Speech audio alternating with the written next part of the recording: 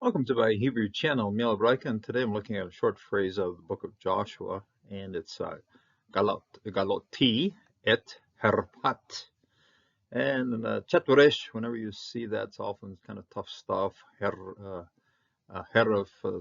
and sword, and heron, it's to destruction, and herpat, bad stuff to the face. Okay, you got a pay right here, and that often is something we're catching in the face. So. Herpat, okay? Galoti, herpat. I roll away the reproach of Egypt. This is when Joshua is establishing Gilgal.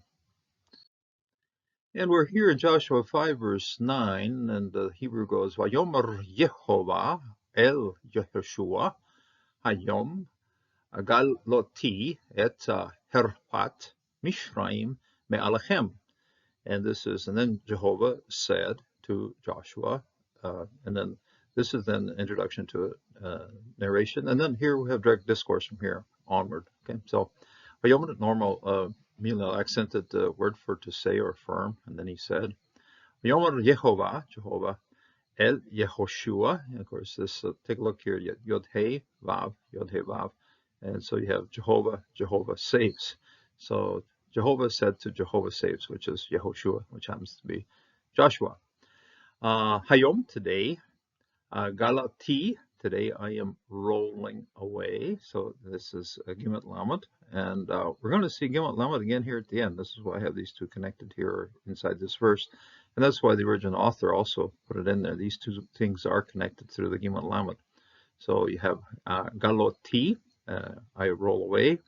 You know, one thing over here, and I have it going around twice here because Gilgal, Gimal twice when it comes up in the name here. Galoti, I roll away. Et herpat. Now herpat is her of haram. These are bad words, and this is bad to the face. Okay, herpat. This is it's translated as reproach, something that's been thrown in the face of. These people have suffered what Mishraim was doing to them. Okay, they had to leave 40 years in the desert to escape what Egypt had done. So Herpat Mishraim Me'alachem, from on top of you. Okay, so from on top of you, from you, so off of you. So it's sequence. First there's from preposition, and then on, over, al, and then chem, that's the second person plural suffix, the pronoun here. Vayikra Shem, and then he called, it was called, Shem, name, Hamakom, Hahu, the name of that place, Gilgal, okay, and this is Gilgal, round and round, okay, here we go, round and round. And on one thing we can understand, of course, this is a round campus, very easy to defend. In fact, archaeologists have looked and found a place that is very round like this. But the reason for the name, not so much as the shape of the camp, probably had that shape, but here the Lord, okay, he has circled and he has taken away the reproach of Egypt from his people. And at this point, of course, in Gilgal, they were going to go undergo the circumcision. So numerous things happening here to make this truly the people of God. So V'yakra Shem hamakom hahu Gilgal ad, until Hayom day hazeh, this day, until this very day. Okay, so wants to here at the end here, ad Hayom, to this day, yeah, to this day, Hayom hazeh, this day. And Yechanun, okay, this Chatnun, always kind of look at it as something that's good to do, and this is a verb then. Chen, of course, is mercy, but it's merciful to stop and take a rest, so camp, okay. So Yechanun, and then they camped, prefixing here, and then suffixing here also with the nun, it has to be third person here, okay, because the subject here is the third person. Bnei Israel, the sons of Israel camped. Ba Gilgal, okay, then they camped in Gilgal.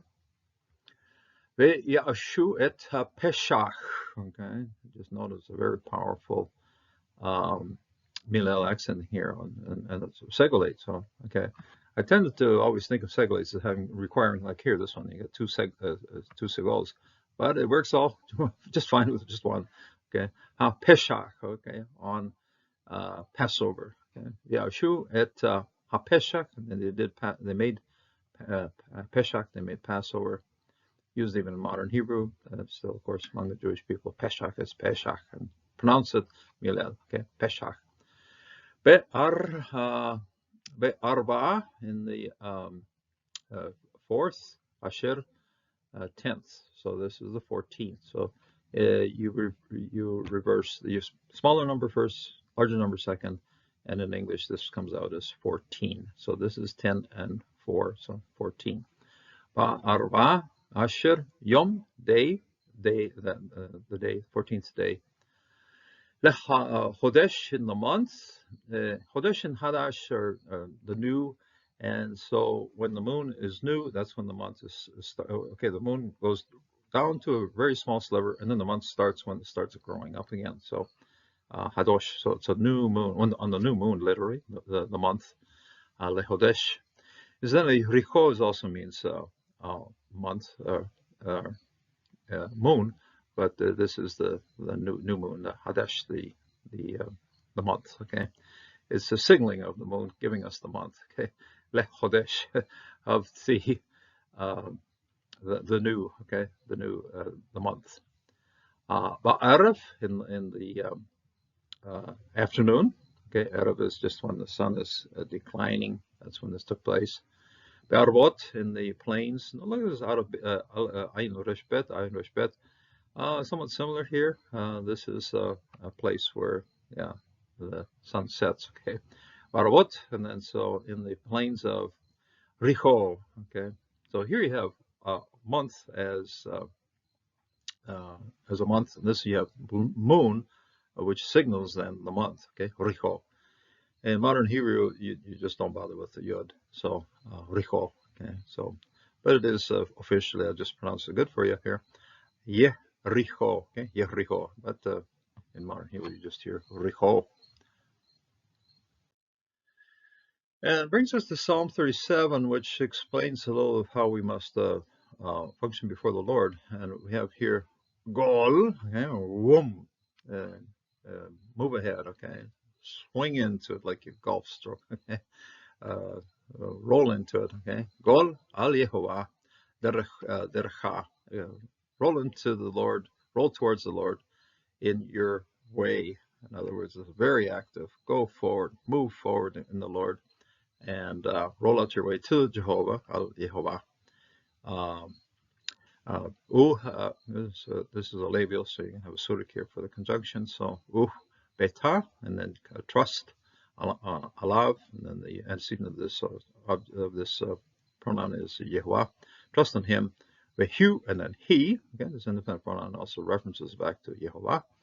Vehu, Ya'aseh, and he will act. He does it. Okay, so when you get on that road, here's the derech. Okay, when you get on that road and you're with the Lord extends that road for you and makes it good. So place your trust in the Lord. Walk in the way that He's teaching you, teaching us here in studies also of His scriptures. The Lord lays out a road or pathway for us to do, and when we carry it forward, blessings. And if you're clear yourself away off the road and don't want to do it or what have you, you can suffer the consequences. So I invite you, get on the road that leads to Jesus, and you'll most certainly have a life that is faithful to Him, and the Lord also will care for you from now until eternity. So God bless, and stay on the road that God signals to you and tells you what you must do in service to Him. So God bless until the next time.